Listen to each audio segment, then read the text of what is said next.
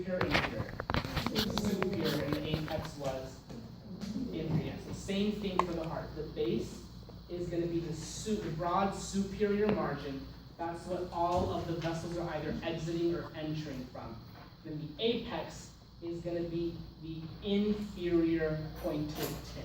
It's made up entirely of the left ventricle, the base and the apex.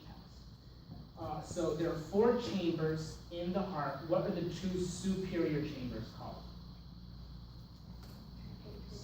The atria, yes. So first up, the right atrium. What vessels should be entering the right atrium? We went over these last time. The superior vena cava and what else? Yeah, so here's superior, here's inferior. This chamber that those 2 veins are jumping into, that's going to be the right atrium. So anteriorly, each atria has a flap of tissue called the auricle. It's called the auricle because when it was named, it was thought to resemble an ear. So this external flap of tissue is the auricle of the right atrium. On the plastic model, you can clearly see the distinction between the auricle and the actual atrium itself. But when we look at the real heart model, or the real heart, you'll see that the atria and the auricle are a lot harder to identify, but I'll go over that when we get to the real heart. And then on the other side is going to be the left atrium. So what is exiting the left atrium? Sorry, what's entering the left atrium?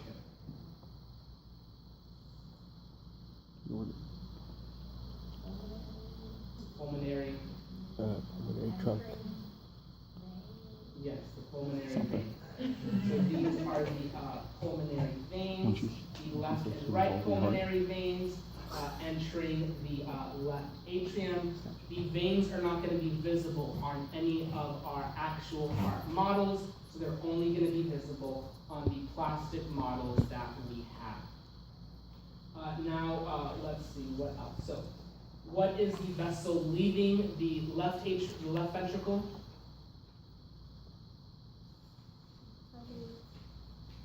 What was that? No. Left ventricle.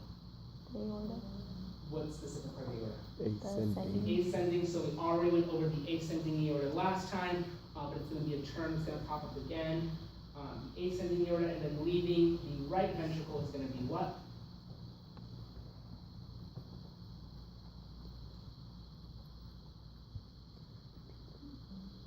Pulmonary, before the arteries.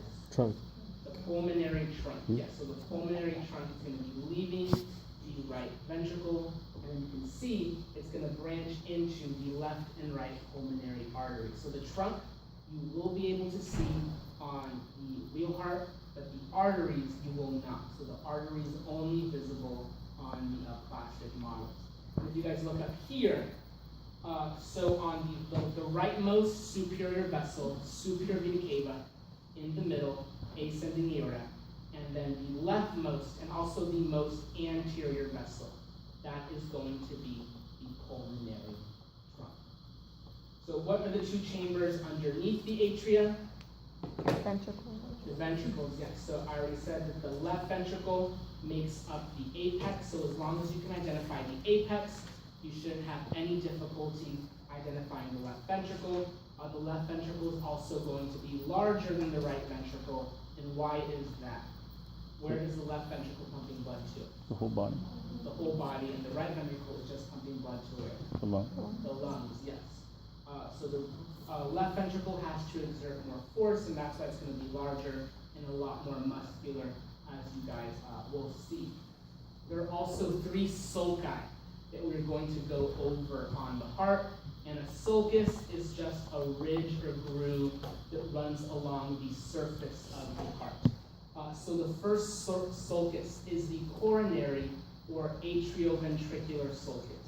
So atrioventricular, because this sulcus is found in between the atria and the ventricles. So if you guys look up here, this groove that wraps around the circumference of the heart, separating both atria from the ventricles underneath them, that is the coronary sulcus. The coronary sulcus isn't going to be visible on the real heart because there's too much fat tissue, and the fat tissue is going to obscure it.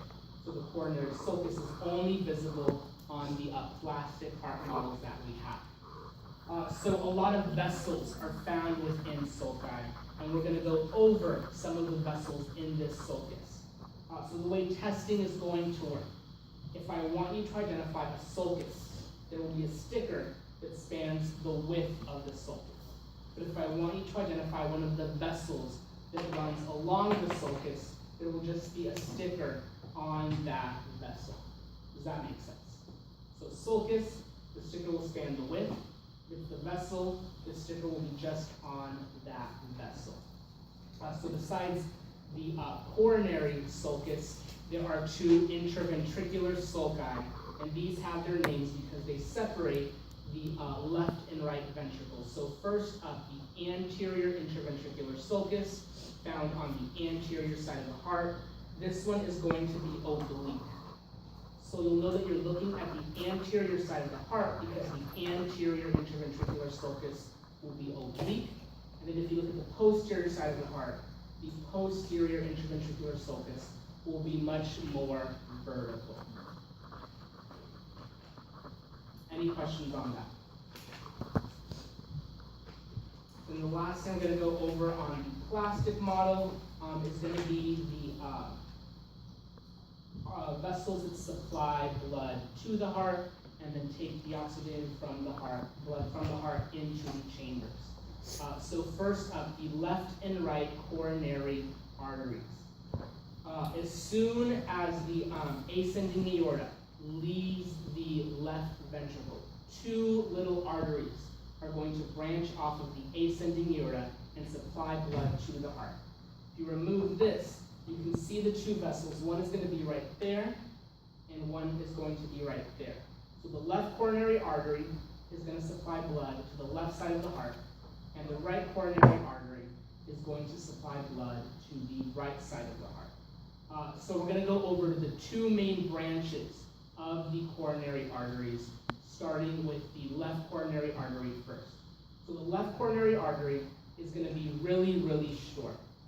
Almost as soon as it branches off of the ascending aorta, it's going to branch into two. The left auricle obscures that branch point, so you can't actually see the branch point on this model, but there are other models that show the left coronary artery branching into two. So the first branch coming off of the left coronary artery is the anterior interventricular branch. And what do you guys think the anterior interventricular branch is running along? The anterior interventricular sulcus, yeah. The branches are going to be associated terms. So it's anterior interventricular branch of left coronary artery, and you can shorten left coronary artery to LCA. So same rules as lateral femoral circumflex artery. If I'm testing you on just the left coronary artery, spell it out in its entirety. If it's one of its branches, you can shorten left coronary artery to LCA. So the second branch coming off of the left coronary artery is going to be the circumflex branch, and it has its name because it's going to be wrapping around the left circumference of the heart, running along the coronary sulcus. So the circumflex branch of the LCA along the coronary sulcus on the left side of the heart. And then for the right coronary artery, so the RCA is going to be much, much longer than the LCA. So the circumflex branch is in the coronary sulcus on the left side of the heart, but in the coronary sulcus on the right side of the heart is going to be the right coronary artery. It's going to branch off of the ascending aorta on the right side, travel along the coronary sulcus all the way to the back, and it's going to stop posteriorly. So the first branch off of the RCA is going to be the marginal branch. It has its name because it's found on the right margin of the heart. So the small little branch on the heart's right margin, that's going to be the marginal branch of the RCA. The RCA is going to continue after this branch point, And then once it gets to the posterior interventricular sulcus, coming off of it is going to be the posterior interventricular branch.